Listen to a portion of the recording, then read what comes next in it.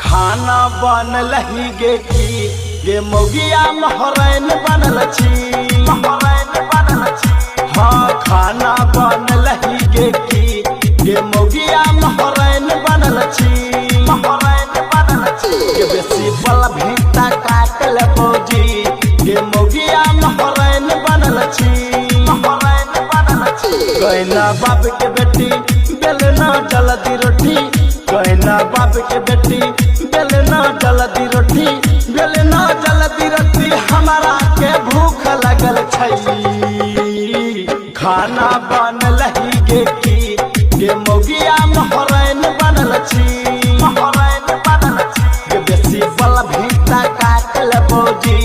गे मौगिया महरैन बनल छी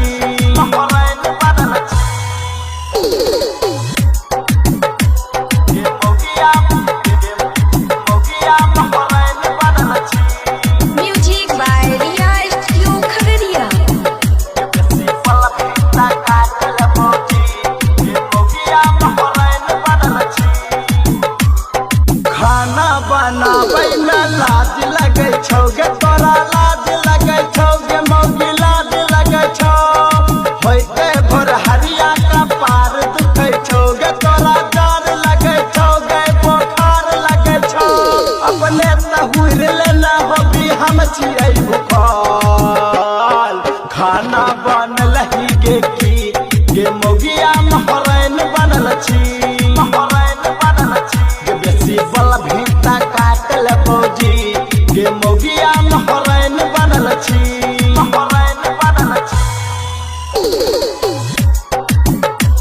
गे मौगिया महरैन बनल छी music by Riya studio Khagaria बेसी बल भेंटा काटल बौजी गे मौगिया महरैन बनल छी नया नया सरिया के मांग करे छी है के मांग करे छी तो डिमांड करे छी हमारे हटा तो हटा गुमान करे छी गुमान करे छी हम परेशान करे छी भूखले मैं रह जाइबो ताता बनबे की खाना बनल ही गे की गे मौगिया महरैन बनल छी गे बेसी बल भेंटा काटल बौजी गे मौगिया महरैन बनल छी कहना बाप के बेटी बेलना जल्दी रोटी कहना बाप के बेटी बेलना जल्दी रोटी बेलना जल्दी रोटी हमारा के भूख लगल छै खाना बनल ही गे की गे मौगिया महरैन बनल छी गे बेसी बल